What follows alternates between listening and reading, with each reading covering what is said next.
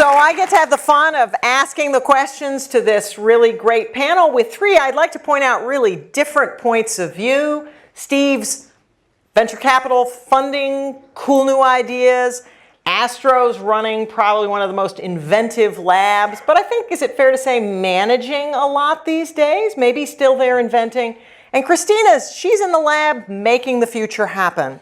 Though the future is the theme, and so I want to start out by asking our panelists to look back. Now, because Back to the Future came out 30 years ago, I was going to ask them to look back 30 years, and then I realized that all of you in the audience weren't even in existence 30 years ago, and that wouldn't mean anything. So we're just going to ask you to look back maybe 10 years, and maybe I'll start with you, Steve. Name one thing that didn't happen that you were sure was going to happen 10 years ago. Oh, wow. I knew you were going to cold call me, but I still didn't prepare a thought. There's a bunch. 10 years is tough because there have been so many mistakes that I'm trying to timestamp them. So during the Just one. Okay. I thought Amazon was going to be an anachronism and totally made obsolete by distributed, federated, personalized systems. I thought Netflix would fail because clearly video is going to come over the internet, not these DVDs they were mailing at the time. So these industry transitions, like a company that starts in one area but expands or pivots or grows, I just didn't see those coming. And I think I was maybe at the tail end of being wrong about nanotechnology and the rate at which it would impact the world and how it would, and whether the term meant anything to anybody but me and a few geeks like me. So that was a whole section of mistakes leading up to 2005 around that sector.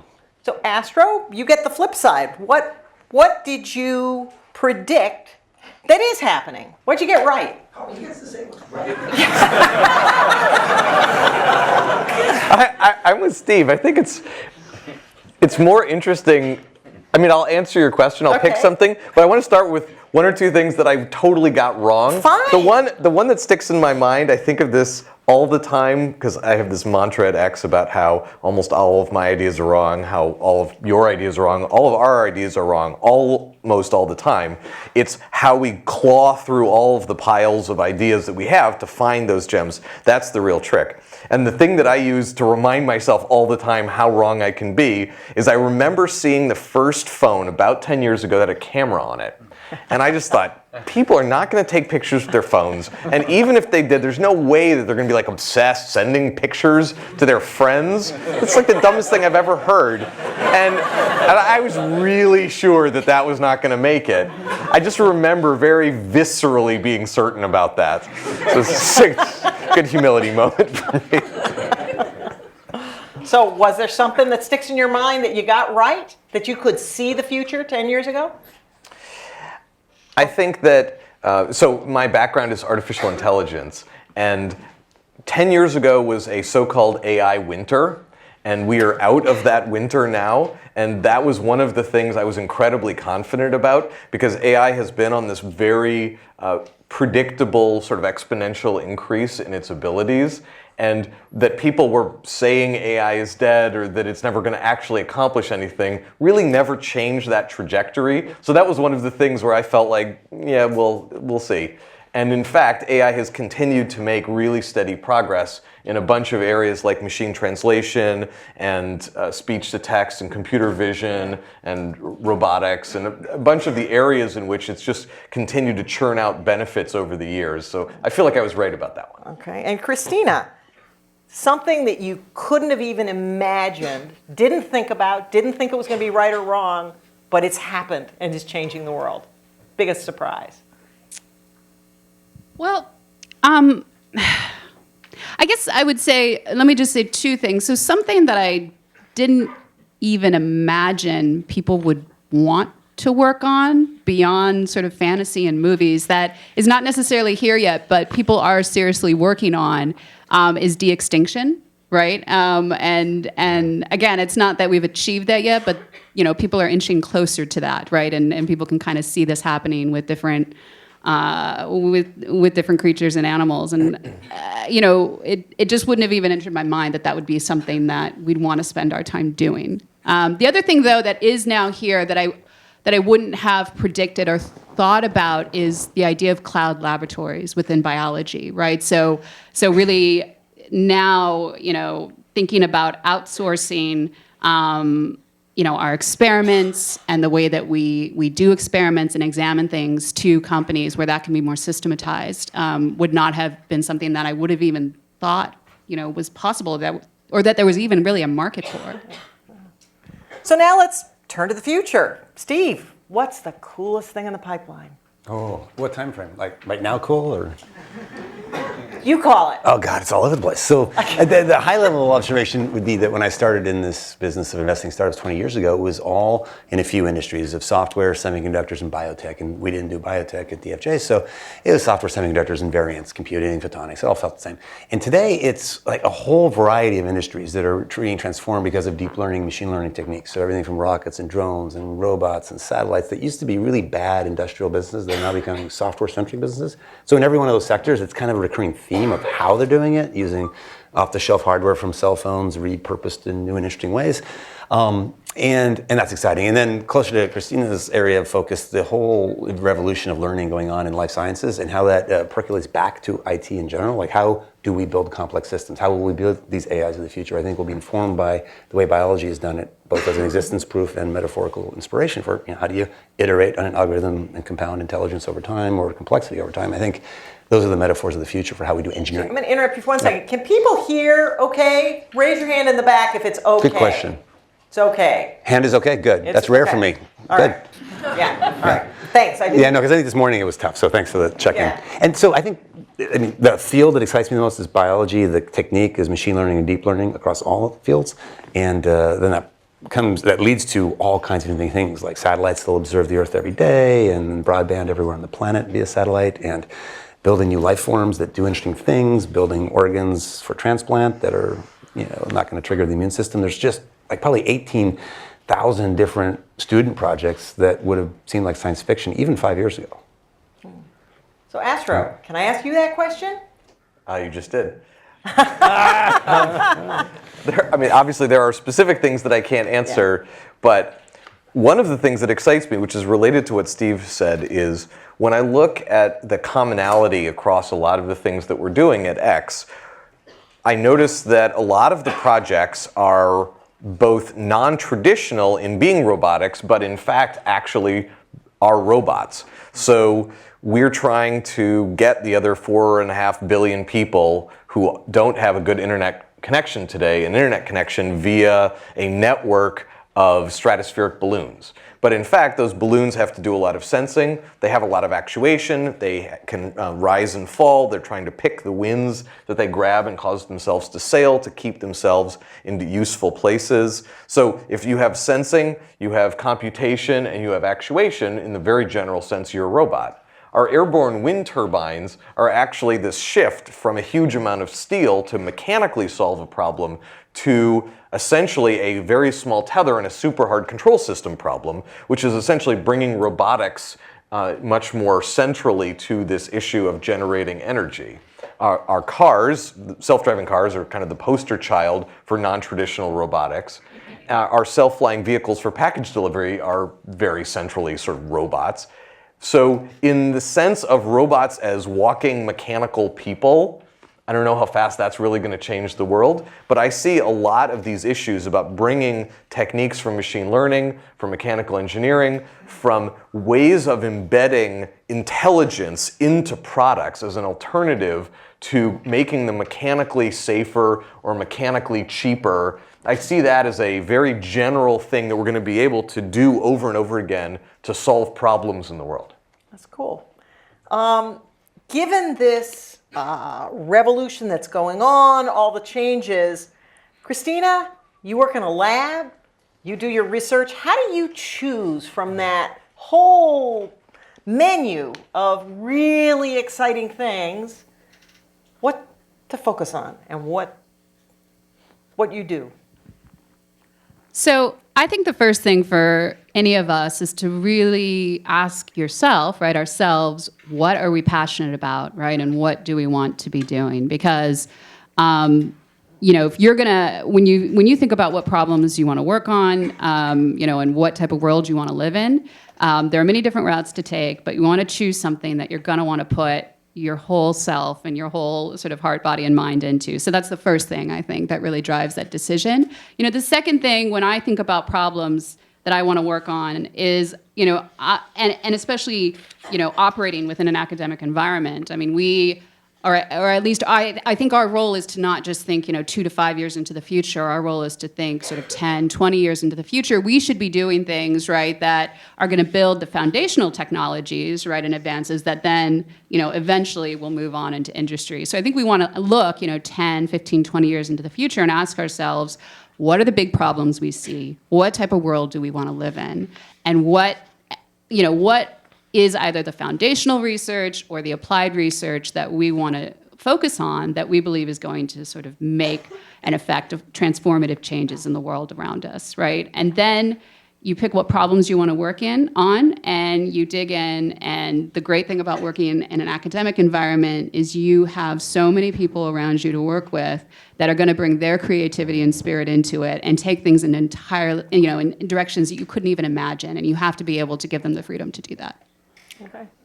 Steve, how do you think policy is going to play into the future innovations we're talking about here? That government policy? Yeah. Gosh. Whew. Well, it's kind of like the Hippocratic Oath. First, do no harm, I guess, comes to mind.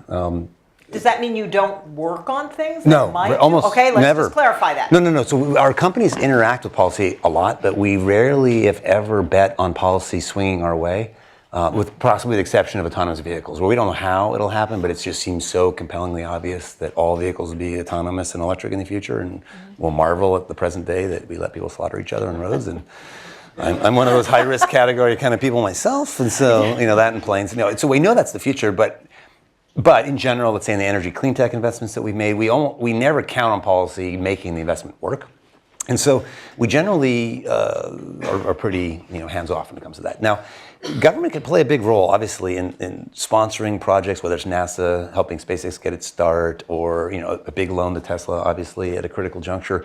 There have been really important moments, but rarely is it one of sort of company picking. That's the rare model. Usually it's NSF grants and government grants to universities that are the bread and butter of how we see government helping the tech world. And in policy, we just kind of hope they don't make any more. But that's wishful thinking. Well, I know. I just kind of try to keep my head low and hope they don't bat it down. Yeah. We've had sort of the opposite experience at X, which is we're trying to pick things that we want to fix about the world, whether it's cars that drive themselves or the contact lenses that we built for monitoring people's bodies, putting computer and sensors inside contact lenses. So whether it's the FAA or the FCC or the FDA or the Fish and Wildlife, we've had to talk to all of them. Fish and Wildlife? Well, for our airborne wind turbines. Yes. Okay. There's no part of the government, the National Highway Traffic Safety Administration, that we haven't had not just to visit once or twice, but pretty much go live with them. Yeah. But our experience has been that if you wait until you're done making something, and then you go stand in front of them and you say, is this okay? And you don't really mean, is this okay? You mean, this will be a complete meltdown in my life and the life of lots of other people if you say anything other than yes. Because you're not going to get a straight yes, then you don't get the straight yes, and then you come away feeling like these people are against innovation. Which I don't think is fair to them, because they're trying, in an ideal world, regulators would have a membrane that prevents all the bad snake oil from getting through, but lets all of the good innovation go through really fast. But of course, you can't tell ahead of time what's the snake oil and what's the good stuff. And I think they do a pretty decent job. Our experience has been, if you go to them several years before you're done, and you say, this is what we're working on. What do you think? Here's the goal that we have. This is actually the problem that we're trying to solve. And we're not hung up about our solution because it's not done. We're actually really hung up about solving this problem in the world. And the regulators universally are excited about the fact that we're trying to solve problems for people. And then they can engage with us in a creative process of saying, great, how do we help you to get these things done so it can be safe for everybody and you still don't feel like you're being stymied by us.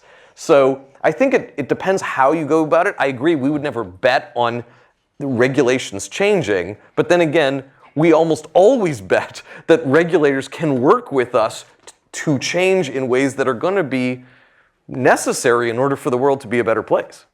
I love the optimism of that answer. Having spent quite a few years going back and forth with Washington, I can't quite be that optimistic, but I'm going to subscribe. I'm going to subscribe because it's the right way to do it. No, absolutely. So I'm going to switch the topic now because this room is filled with students. And I'm anticipating that you three might have different views on this, but I'd kind of like your thoughts on how do we educate the engineer of the 21st century? What's the view of a broad education versus, should we just become Stanford Tech? I mean, 30%, 36% of our students are graduating in engineering. Why not all of them? And what do you think is important about what one learns in college and carries forward from it? And so maybe I'm going to give it over to Christina for the first try on that one as the educator who's actually in the classroom teaching, and then I'll go to Steve and Astro. First and foremost, and especially if we're talking about engineers, I think, and I know a number of my colleagues also believe, because we have a lot of conversations about this, that one of the most important things we want to teach our students is how to choose what to work on, right? Because you are going to go on and continue to learn, right, and continue to add to your knowledge, but being able to kind of make decisions about this is something that is, something good for me to invest my time in, this is something that is not, these are the implications of this particular technology that I might develop, here's the ethical implications, here's societal implications, here's implications in terms of access, and how will that affect the world around me. Those are really important things to learn, right? And where to spend your time on. So we try to structure a lot of our classes to bring those elements in, right? That's the first thing. Second thing, I actually do think it's important for students, especially now, right, to be able to work in teams, interdisciplinary teams, right, and leverage each other's expertise, and also be really good and effective at communicating with each other, and handing off tasks and being able to pass off knowledge in that way. So that's another thing that we try to bring into our classes. And the third thing that I will say, which is just sort of very broad in general, and this came up in an earlier discussion we were having today, is I think many people would agree, and I might be biased in this, but many people would agree that that there really is sort of a revolution happening within the field of biology, right? Especially with sort of advances that we see in genetics, genomics, the way that we treat DNA as information.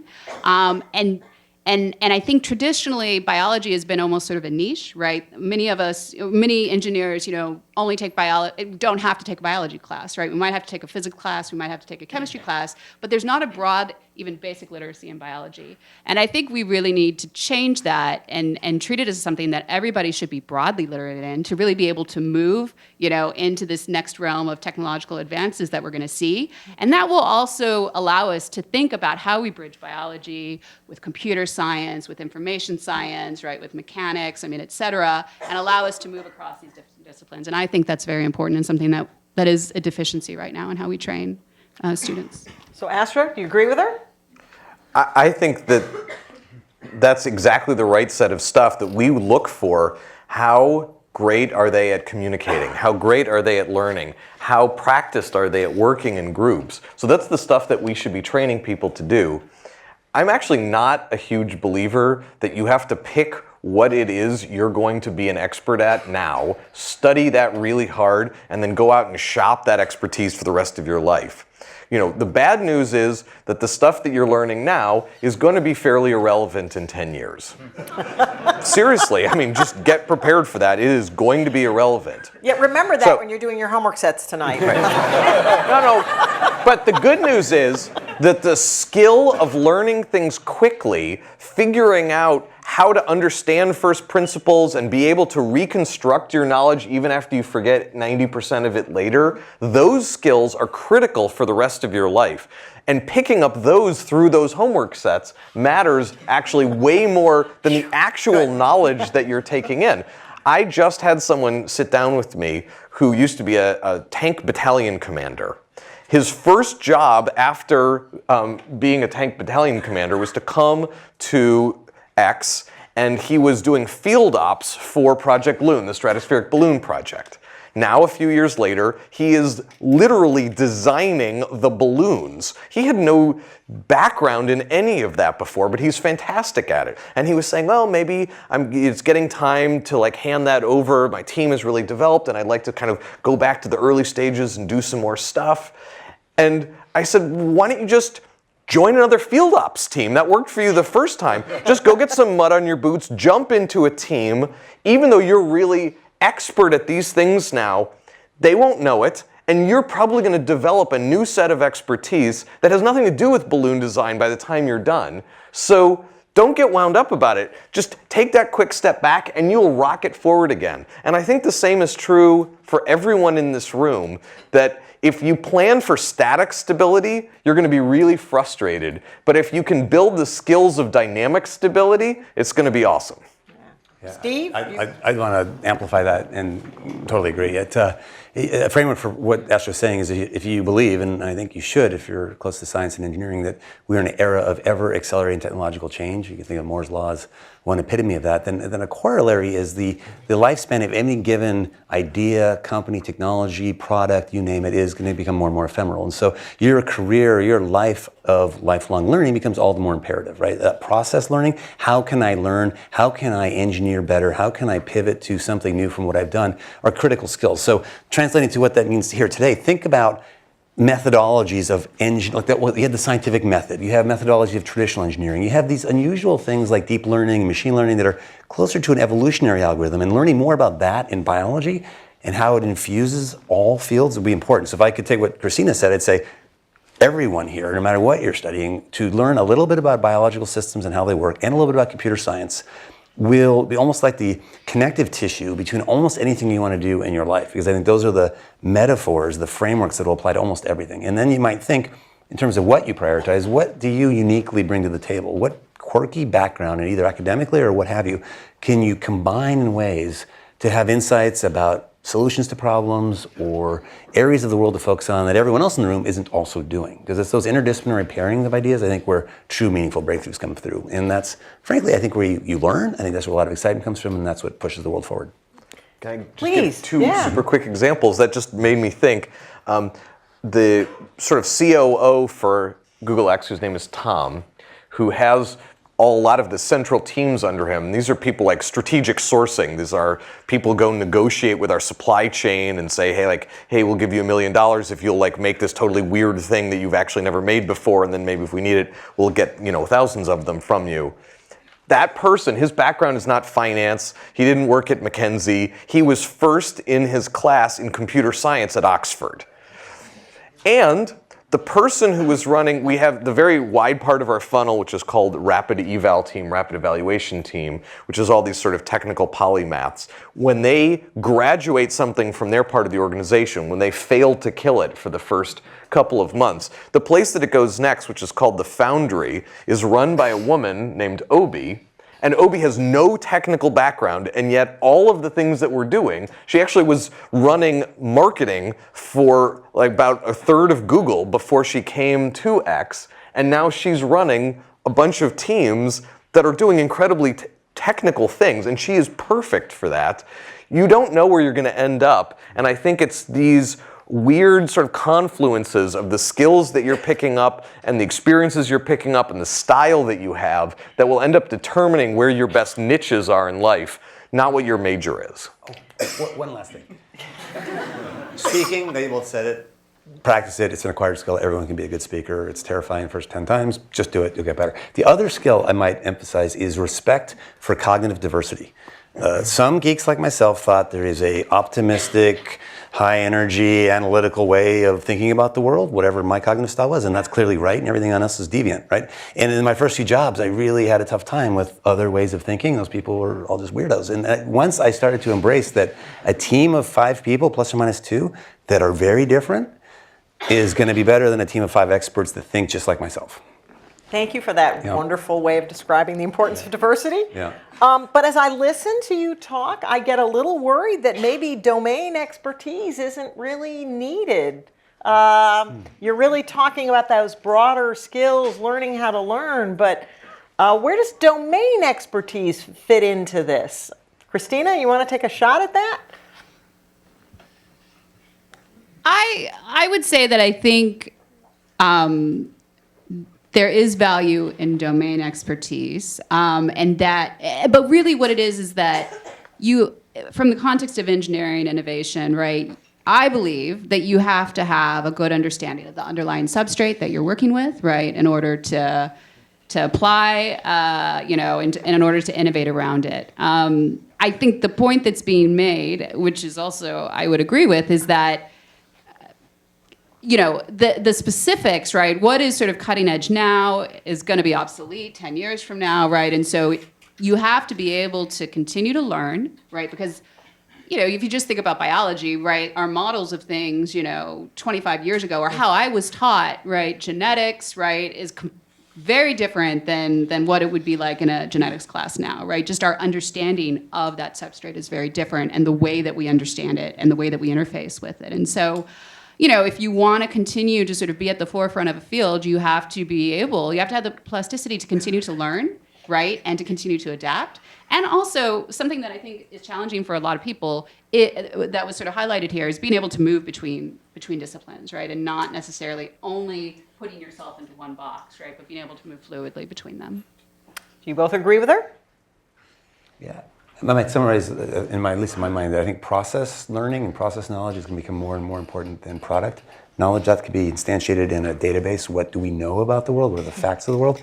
And the process learning, how do we accumulate wisdom? How do we build complex systems? How do I learn over the course of a career? How do I succeed in building a great team? That kind of iterative learning and focusing on the process variables that correlate with success, I think will be increasingly the locus of learning.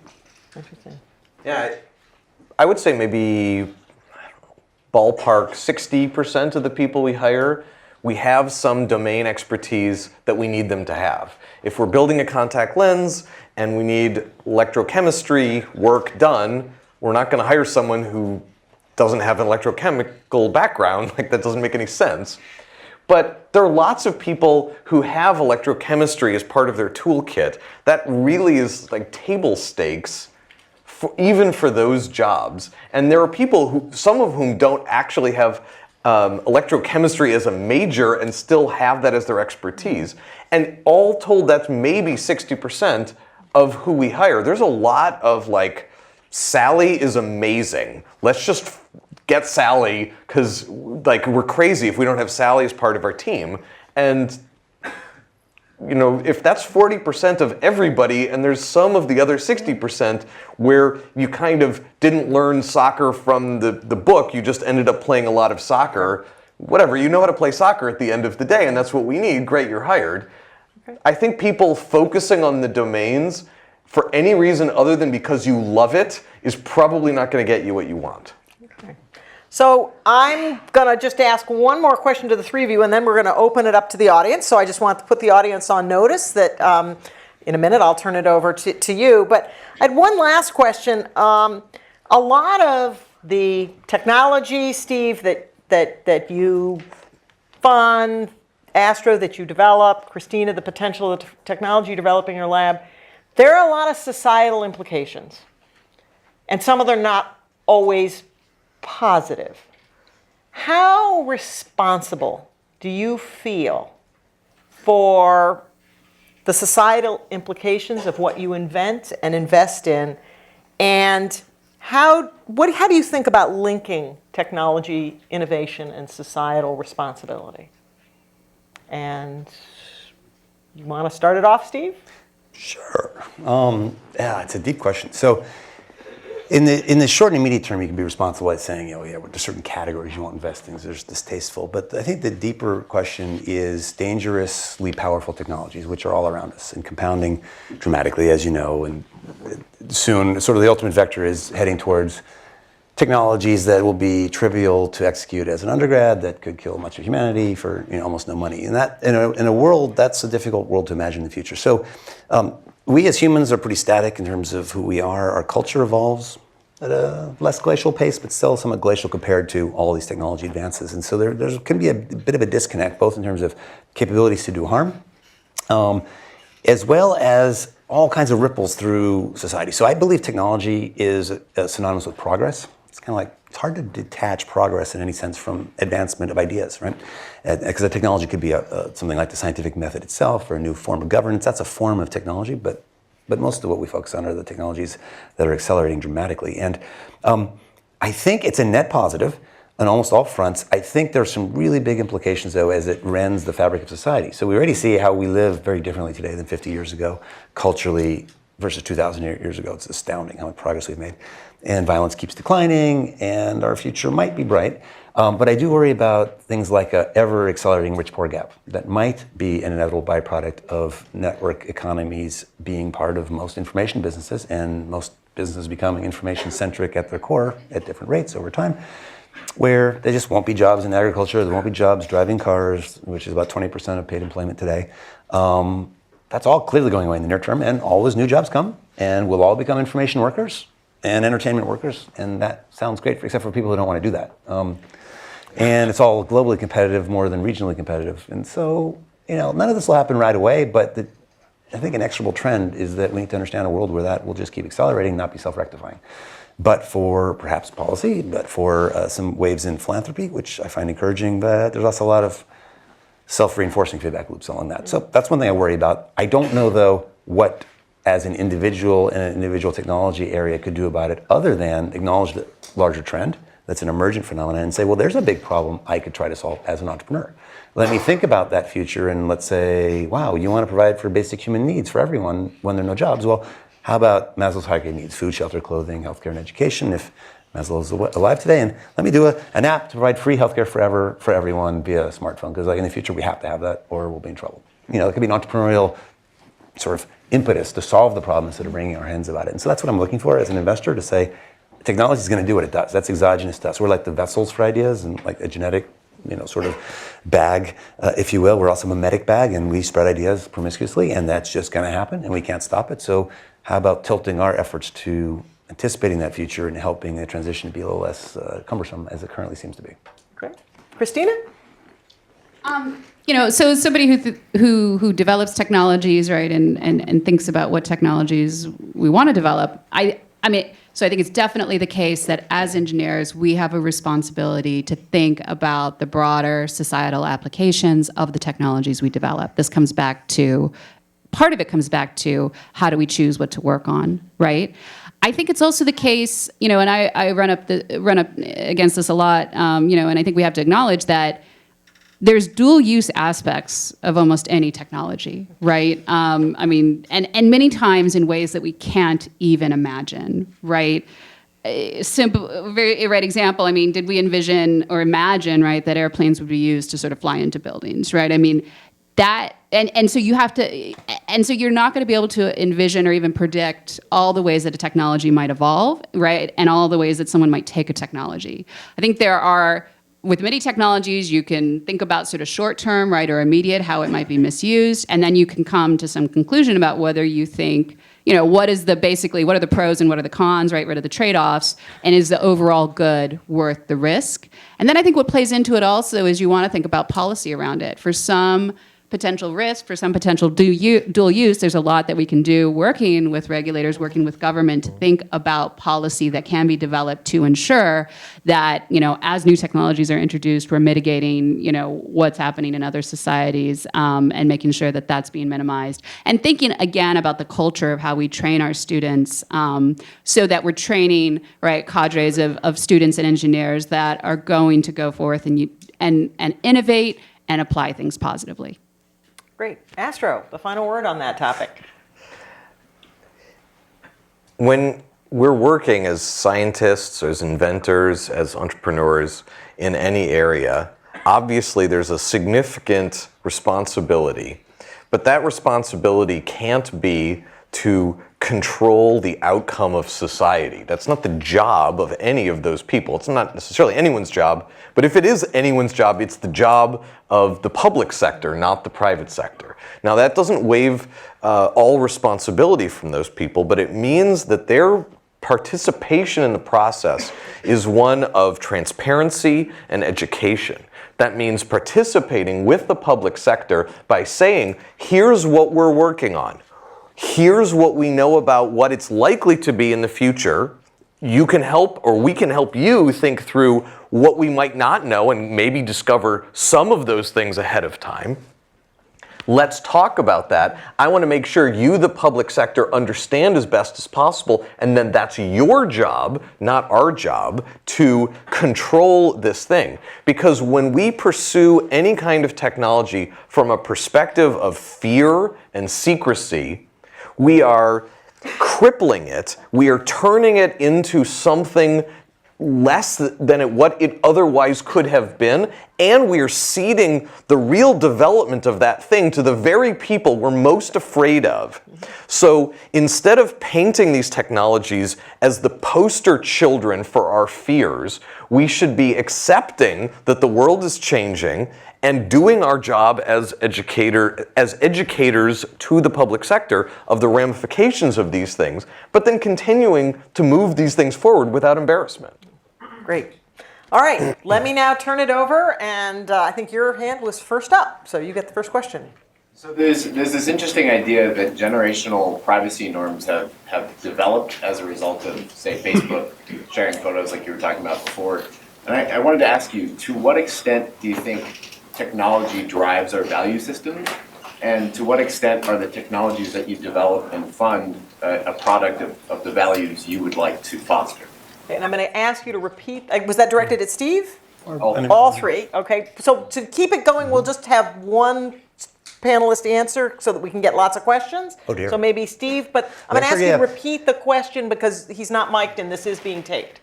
Okay, so working backwards, the part here at the end is to what extent does a value system infuse the investment process we might go through, and also how does technology adjust perhaps our values over time? Was that the gist of the first part of it? Well, the second part, let me start there because it seems a bit more direct. There are absolutely, as I alluded to earlier, technologies that we think are for the good of the world. And it's not just that we feel better about our careers. It also tends to correlate with investment success, that if the company you invest in is doing good, a lot of good byproducts follow, like other people like the company, employees like the company, customers like it, as opposed to a tobacco company or guns or something. So we tend not to invest in guns. Well, there's a long list of things we tend not to invest in. But almost anything that you find in Vegas, for example, is a simple category. But the deeper thing is that I've been struck by how some of the most successful companies are purpose-driven companies. So Planet Labs was mentioned, Tesla. In an opening statement of the Q2 report last year said, profits are not a priority as the opening line of the quarterly report. And the point was there's a higher mission, help usher an era to electric mobility, and as the primary goal, there's a sub goal, which is, we're not going to lead the world to a new era if we're not ourselves profitable and an attractive business. So there are many others like this. Google arguably is a company like this. Facebook arguably connecting the entire world is the mission. And begrudgingly some revenue and profits might have to come along when Zuckerberg realizes it's important to, carrying on. So my point in sort of glib recasting of that is that finding a passionate entrepreneur that wants to change the world for the better, and that's a value judgment, is exactly what we should be doing. And that's also what I try to do in my career, is not just try to maximize revenue or investment potential in anyone, but what is going to push the ball forward over a longer arc of time, which seems like a more resilient strategy. I think our cultural norms and mores do shift over time. I think our circle of empathy continues to expand. And you can look at entrepreneurship itself as a bellwether of that, which is people used to think 20 years ago about U.S. companies in the U.S., serving U.S. companies for U.S. benefits. Now it's clearly global. In the case of Elon Musk, even interplanetary. Let's help out, those future Martians. Literally. That scope of ambition is amazing. And I think in the long arc of human history, like the family unit, the tribe, the city-state, the nation-state, the globe, all sentient beings, that seems to be how our scope of empathy expands. And I think it's largely by awareness, communication technologies that enable this awareness, and frankly, the cultural evolution that co-evolves with our technological evolution. So again, 2,000 years ago, rape, genocide, and slavery were all fine, according to mainstream opinion. Pretty weird in certain cases, like warfare, when you need to smote somebody. That's when smoting is on their menu, then those things are fine. So again, I'm glib about it, but 2,000 years ago, humans were the same. Genetically, we're no different, right? Except for some teeth and little things that have nothing to do with our, our actual brains. It's cultural evolution, and I think it's largely infused by the inventions of democracy, the scientific method. How do we accumulate ideas over time and discard ones that are bad? That's a form of technology. So maybe the scientific method, more than anything else, has accelerated the pace of learning, progress, and betterment. Okay, next question. Young lady in the front row. So you talked a lot about how process education is becoming more and more important than maybe domain knowledge for most people. But a lot of students, when they're graduating, don't really know where to find that. So maybe end up in a job like consulting or banking or somewhere where they pitch a lot of needs, but maybe you don't get as much of that as you seem to think. If you were graduating school now or advising someone who were, where would you recommend going to get that process education? Astro, you want to take that one and repeat the question, please? I will. The question is, if we're not supposed to learn a skill like computer science, we're supposed to learn these soft, more transportable skills that we've been mentioning up here, but that's not exactly what you're taught anyway. It doesn't say that on your resume the day that you graduate. Where are you supposed to go, both to build those skills or maybe to pick them up in the first place? That's your question. The advice I give to people, independent of age, is find somewhere that you can be passionate about. Surround yourself with people who are at least as wonderful as you are, who are smarter than you, and who you're confident you can learn from. More than anything else, find a manager who can be your mentor. I don't care if they're making smelly soaps or trying to go to Mars or something in between. If you maximize for those things, where you're around amazing human beings trying to work really hard to do something good for the rest of humanity, it's all going to work out. You can't not learn around those people. You will inevitably learn the skills that you need. And if you're in a place where the mission and the types of people you're around are draining your soul, how are you going to end up learning process points like how to work in a group? You're going to try to avoid the people you're around. So I think that the things that we wish were true happen to line up with what's in your best interest in this case, which is to really be around great people. Okay, next question. Google, clearly. For example. Okay, yeah? So, Mr. Teller, what you said about the responsibility for the private sector in terms of the societal implications of your actions, the first thing all three of you said was what you need to do is you need to figure out how to change society. That's what technology fundamentally does. So if that is your goal, to change society, aren't you a little responsible for how society changes as a result of what you do? Doesn't that put more of a pressure on you to see the impacts and deal with them as they come up? I think so. The question is, if it's our goal to change society or the world in some way, however well-intentioned our goal to change the world is, then doesn't that add some incremental responsibility to us in how the world ends up changing as a result of what we build? I think that's a totally fair question. I'll make 2 points. First of all, while I certainly wouldn't use that to dodge the responsibility. If someone is making a technology, has no idea what it's going to do in the world, and is just going to throw it out there without even a goal to make the world better in some particular way, I can't see how that's better from a moral perspective than actually seeking to make the world a better place.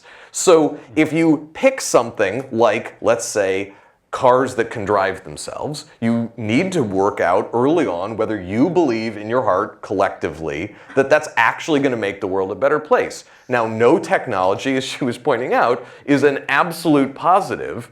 All technologies are net positives, or at least have the potential to be net positives, but none of them are absolute positives. So you have to go through the math and say, is this a reasonable thing to do? By the way, we probably throw out 30% of our ideas purely on the basis that it's a zero-sum game, that we could make money, that it's not even necessarily bad for the world, but that it's not strictly adding value to the world, it's just shifting the value from someone else to us.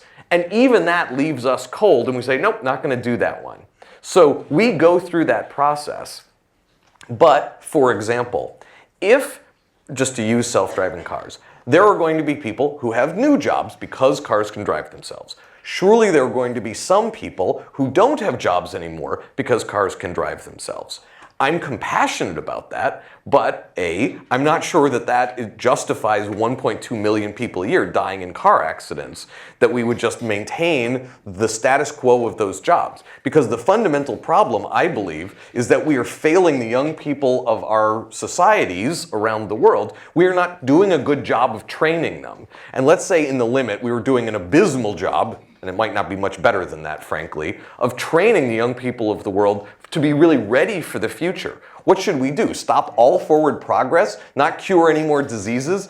Allow cars to be as inefficient as they still are, just to make up for the public sector not being able to educate people? That seems like the wrong solution to the problem. So I accept some responsibility, but I think the public sector and society at large has to meet technology's development halfway and take some responsibility, which it frankly does not do a great job of doing, but throws it back at the doorstep of the changes that technology causes, even when those technologies are aimed in this particular way, I think an incredibly well-intentioned way. Maybe one last question over there? Right, what you said that maybe we will have digital immortality at the latest 30 years from 15 years from now. And my question is that the end of education as you know it today? Because we can just copy paste. So can we try repeating that a little bit more slowly? And it's going towards Christina. So Ray Kurzweil said that we will have a digital immortality at the latest. Digital immortality. Digital immortality by Ray Kurzweil. Yeah. So at the latest 30 years from now, Right. maybe even 50 years. And my question is that the end of education as we know it? Because in 15 years we can just copy paste the skills that we get from the university, for example. Is it the end of education we know it if we can upload our consciousness to a computer? Yeah. And why do we need to stop learning then? Yeah. Why? No, wait, why would that follow? You guys can copy paste the Well, skills. but you copy paste ignorance. I mean, how do you make that progress thing happen of learning? Because, for example, skill to bike or to drive or something like that. It's actually we can see. We can see from the brain how we can do it. And You don't have to. You can do everything online. You can just download. You don't need to go to school. You just read it off the computer. So it's basically why won't online education take over everything? No. No, is that what you're He saying? was saying, no, just download it in your brain like the Matrix. So like the Matrix. Have you got that one figured out? I know jujitsu. Yes, right. Like reality check. Just because Ray Kurzweil believes in transhumanism does not believe that anybody else believes in that. Right. Like, Okay. just you're not wasting your time going to school, and I would be willing to bet your grandkids are not going to be wasting their time going to school. I think it's actually an important reason why that intuition follows. When you grow a brain, a real brain, or you create an equivalently complex neural network or deep learning algorithm, the actual inner workings of it are completely inscrutable. It's only really understandable at its interfaces, having to do with the way in which those algorithms work. Same is true for evolution and the path dependence of how we get to where we are. So you can't, even though Jeff Hawkins at the end of his book on intelligence just off out of nowhere says we'll cut and paste like French language skills or between these evolved artifacts, I don't think that's possible at all because we have no example around us in information networks, rich, complex information networks, where the evolved product of biological evolution, deep learning, machine learning, any of these is cut and pasteable. What is much more efficient is just grow a new one from scratch. And so you'll be learning more than ever before, just more rapidly.